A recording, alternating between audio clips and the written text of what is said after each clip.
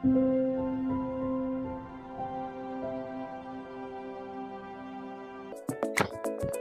ini kita telah memasuki tema 3 yaitu tentang rangkaian listrik.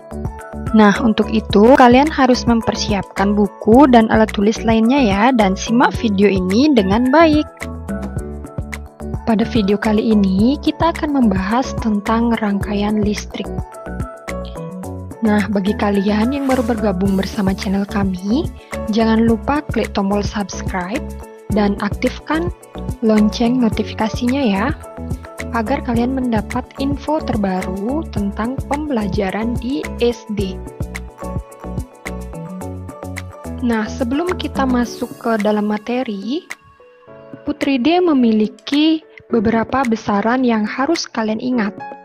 Nah, adapun besarannya yang pertama yaitu tentang tegangan listrik.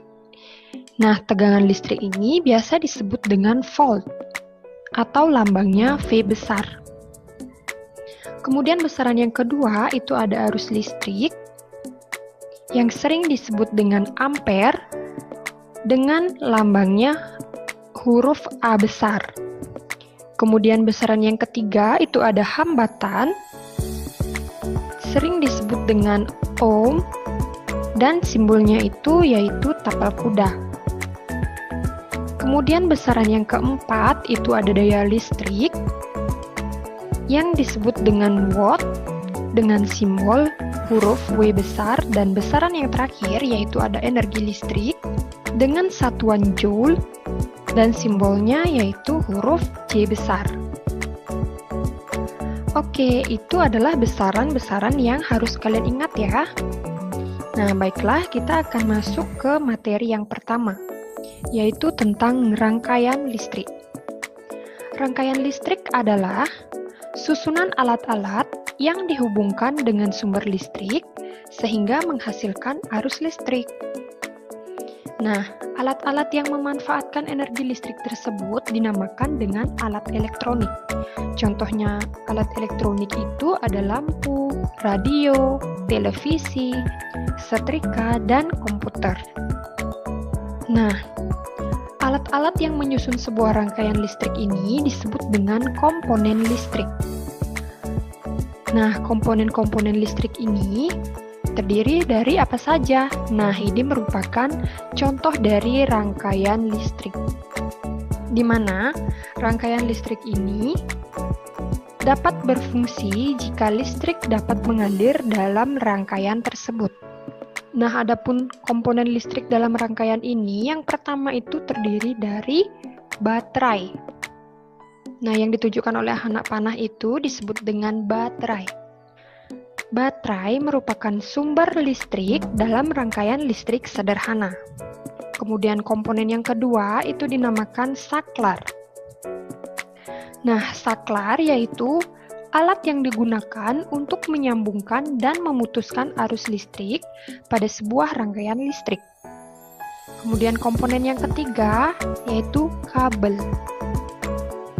Jadi ini merupakan kabel dari rangkaian listrik. Kabel yaitu alat yang digunakan untuk menyalurkan arus listrik dari sumber listrik ke alat elektronik. Kemudian komponen yang terakhir yaitu ada lampu.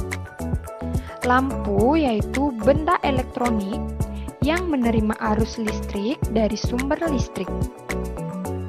Nah, itulah komponen penyusun dari rangkaian listrik. Materi berikutnya yaitu tentang jenis rangkaian listrik.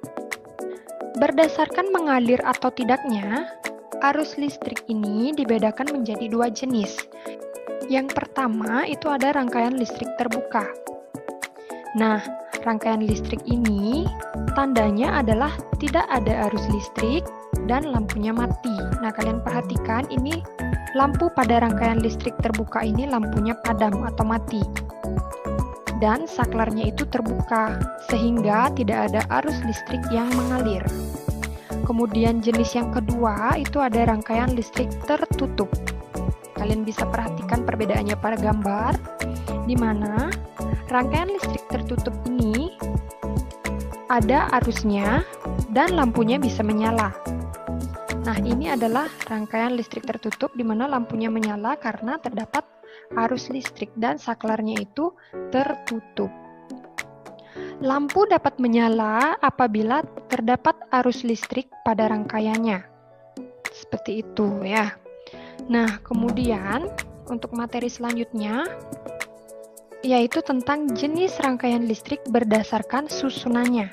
Nah, jenis rangkaian listrik berdasarkan susunannya itu dibedakan menjadi 3. Yang pertama ada rangkaian seri, yang kedua ada rangkaian paralel, dan yang ketiga ada rangkaian campuran. Nah, marilah kita bahas satu persatu mulai dari rangkaian seri. Nah, berikut ini merupakan rangkaian listrik dari rangkaian seri, di mana terdapat 2 buah baterai, ada 3 buah lampu, ada kabel, dan juga ada saklar. Nah, adapun ciri-ciri dari rangkaian seri itu yang pertama, disusun secara berderet. Jadi lampunya itu disusun secara berderet seperti ini ya. Bisa lampunya yang disusun berderet ataupun baterainya yang disusun berderet. Kemudian ciri yang kedua yaitu kabel tidak bercabang. Nah, jadi kalian bisa perhatikan, ini kabelnya tidak bercabang. Kemudian ciri yang ketiga itu arus listrik yang mengalir pada tiap komponen itu sama. Kemudian yang keempat, hambatannya lebih besar. Kemudian ciri berikutnya mengurangi biaya pemakaian kabel. Dan yang terakhir, energi yang diserap komponen makin kecil. Nah, kalian bisa perhatikan pada gambar, di sana ada 3 buah lampu, yaitu lampu A, lampu B, dan lampu C. Nah, pada rangkaian seri, jika salah satu lampu putus atau dipadamkan, maka lampu yang lain tidak dapat menyala. Nah, sebagai contoh, apabila lampu A dipadamkan, maka yang terjadi adalah lampu B dan lampu C itu tidak menyala atau juga ikut padam. Kenapa bisa demikian? Karena rangkaian pada listrik seri ini disusun secara berderet dan kabelnya hanya satu dan tidak bercabang. Maka jika satu lampu padam, maka lampu yang lain juga ikut padam. Nah, itulah rangkaian listrik seri.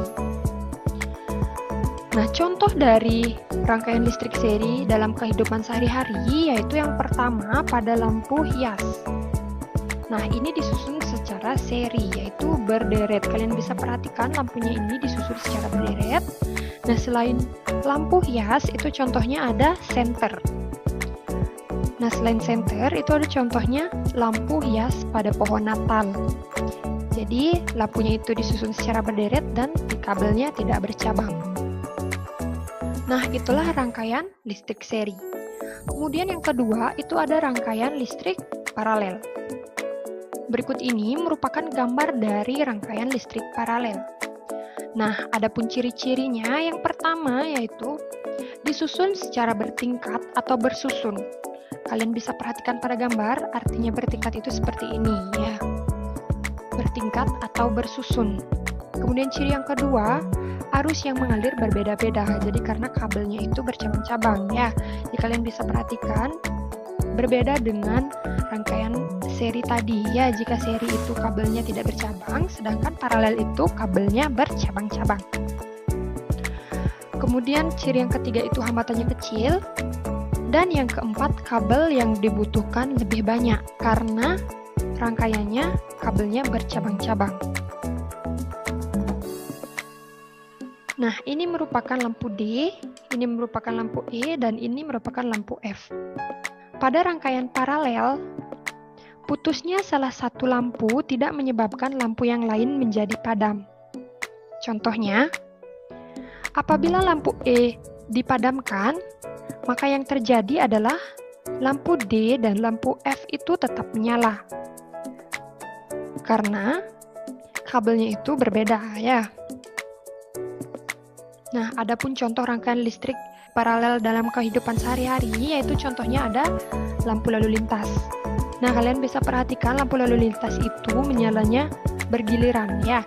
Apabila lampu merah menyala, maka lampu kuning dan lampu hijau itu padam. Begitu pula sebaliknya. Selain lampu lalu lintas, contohnya yang lain itu ada lampu pada rumah kalian. Nah, contohnya ketika lampu di dapur kalian off-kan, maka dia akan padam, sedangkan lampu di ruang tamu kalian apabila kalian on-kan, maka dia tetap menyala. Jadi, itu merupakan contoh dari rangkaian listrik paralel. Nah, berikutnya kita masuk ke rangkaian campuran. Berikut ini merupakan gambar dari rangkaian listrik campuran. Nah, rangkaian listrik campuran ini terdiri dari rangkaian listrik seri dan rangkaian listrik paralel. Nah, ini merupakan rangkaian seri, kemudian yang bersusun ini merupakan rangkaian listrik paralel.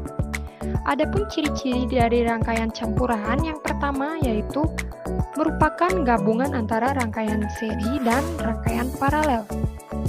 Yang kedua, memiliki ciri yang sama dengan rangkaian seri dan paralel. Nah, kemudian pada rangkaian listrik campuran ini merupakan lampu G, lampu H, lampu I, dan lampu J.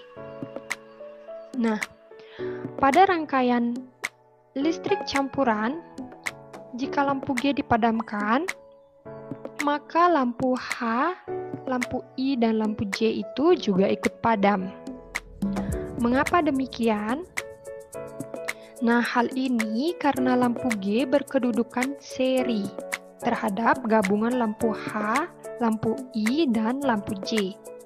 Akan tetapi, jika salah satu lampu pada rangkaian paralel dipadamkan, misalnya lampu I, yang terjadi yaitu ketiga lampu yang lain tidak terpengaruh. Artinya, lampu H, lampu J, dan lampu G itu tetap menyala. Nah, itulah rangkaian listrik campuran.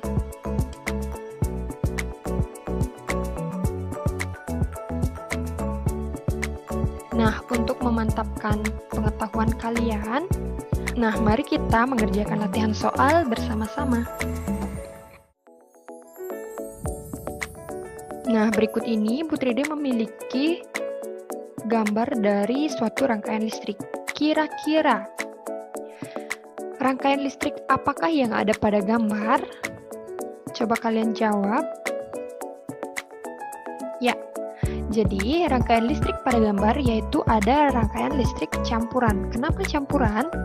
Karena pada garis biru itu merupakan rangkaian paralel, sedangkan yang berwarna merah itu merupakan rangkaian listrik seri, sehingga rangkaian listrik tersebut adalah rangkaian listrik campuran. Nah, kalian bisa perhatikan gambar berikut, di mana S1 ini merupakan saklar 1, S2 merupakan saklar 2, dan S3 merupakan saklar 3.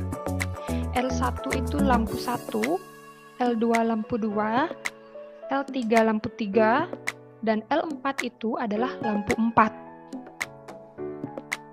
Nah, misalnya saklar 1 itu kita tekan tombol on, kemudian saklar 2 itu kita tekan tombol off, dan saklar ketiga itu kita tekan tombol off.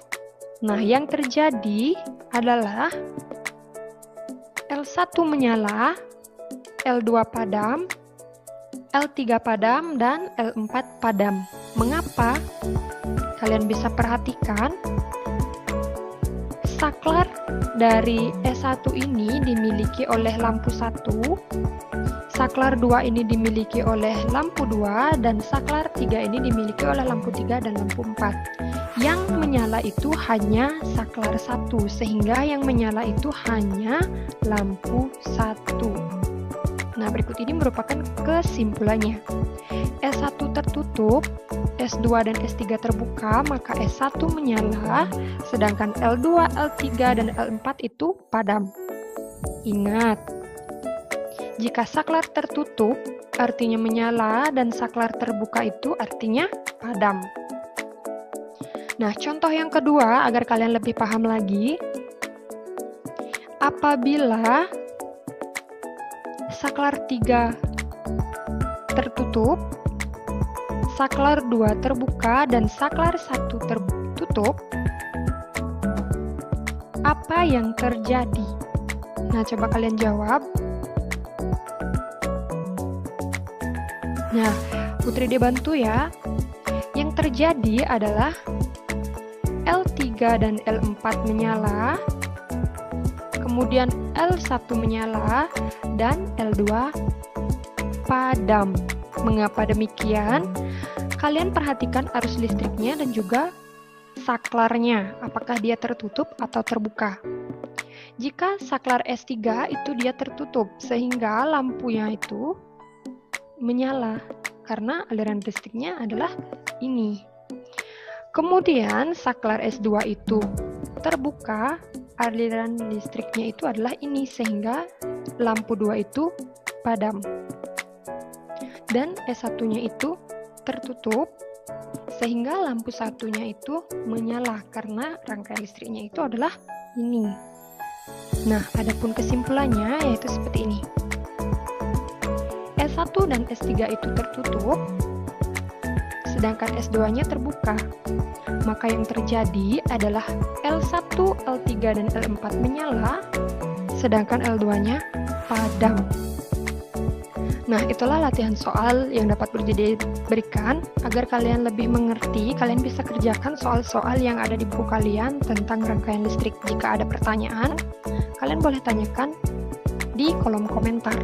Oke, cukup sekian dulu ya pemaparan materi